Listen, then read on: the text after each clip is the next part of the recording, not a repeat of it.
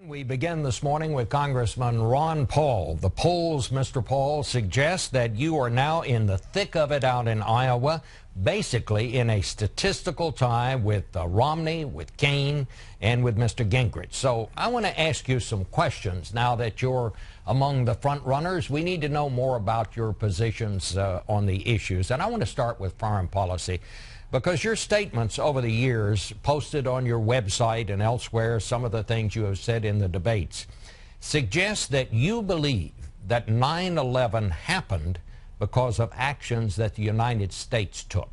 Is that correct?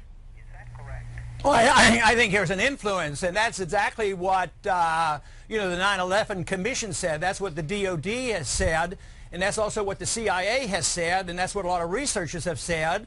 And just remember, immediately after 9/11, we removed the base from Saudi Arabia. So there is a connection. That doesn't do the whole full explanation, but our policies definitely had an influence. And you talk to the people who committed it and those individuals who would like to do us harm, they say, yes, we don't like American bombs to be falling on our country, and we don't like the intervention that we do in their nations. So to deny this, I think, is very dangerous. But to argue the case that they want to do us harm because we're free and prosperous, I think is a very, very dangerous notion, because it's not true. Well, I would question the import of what some of those commissions found that you cited there. But basically what you're saying, Mr. Paul, is that it was America's fault, that 9/11 happened, and it was our fault that it happened. No, I think that's a misconstruing of what I'm saying, because America is you and I, and we didn't cause it. The average American didn't cause it. But if you have a flawed policy, it may influence it. When Ronald Reagan went into Lebanon, he deeply regretted this, because he said if he'd have been more neutral, those Marines wouldn't have died in Lebanon, because the policy was flawed. The same thing that McNamara said after the Vietnam War, and he wrote in his memoirs that, you know, if he would have changed, if we don't learn from our policies, it won't be worth anything. So I'm saying policies have an effect, but that's a far cry from blaming America. Well, I mean, in America, you're supposed to be able to criticize your own government. You're supposed to be able to criticize your own government without saying you're un-American. But that's what the implication is. But what you are saying, it was the government's fault. That basically is what you are saying. Let me move on from something else. I'm saying the policymakers' fault. The policymakers' fault. Contributed to it. All right. Contributed to it. Let me ask you this. Am I correct that your idea of how to discourage Iran from building nuclear weapons is to be nicer to Iran's leaders? Is that correct? Well, no, I think to be, we have 12,000 diplomats. I'm suggesting that maybe we ought to use some of them. But just think of how we prevented a nuclear war with the Soviets when the Soviet missiles were put in Cuba. We didn't say we're going to attack you. Kennedy and Khrushchev talked, and they made a deal. You take your weapons out of Cuba, we'll take them out of Turkey. That's the kind of talk that I want. I think the greatest danger now is for us to overreact, and this is what I'm fearful of. Iran doesn't have a bomb. There's no proof. There's no new information regardless of this recent report.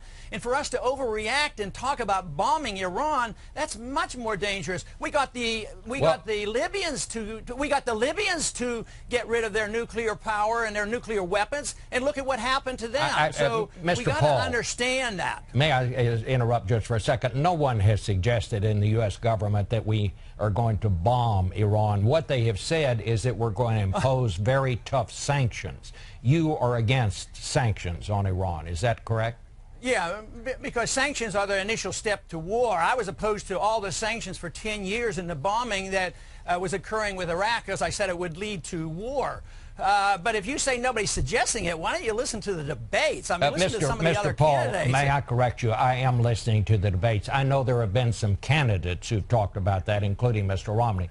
The United States government has not said we're going to bomb Iran. I mean, that's just a fact. No, obviously they haven't said that. But the implication is nothing is off the table. You've heard those statements. Well, yes. All right.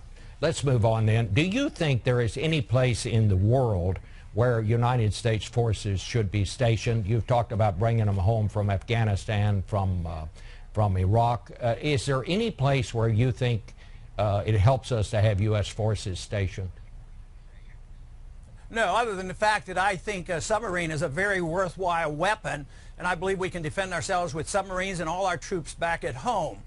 This whole idea that we have to be in 130 countries and 900 bases, now they've just invented a weapon that can hit any spot in the world in 1 hour. So what's this idea? This is old-fashioned idea that you have to keep troops on 900 bases around the world. It makes no sense at all. Besides, we're bankrupt. We can't afford it anymore. So you would, if you were president, you'd bring home the troops from Japan, you'd bring home the troops from South Korea? You would?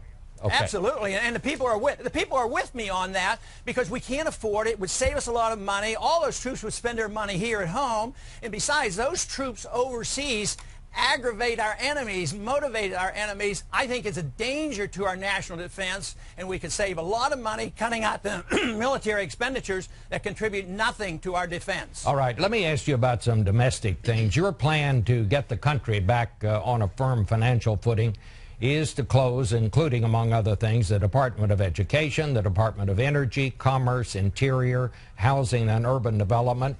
You would cut back the federal workforce by 10%. You've also suggested we should close FEMA, which is the Emergency Management Agency.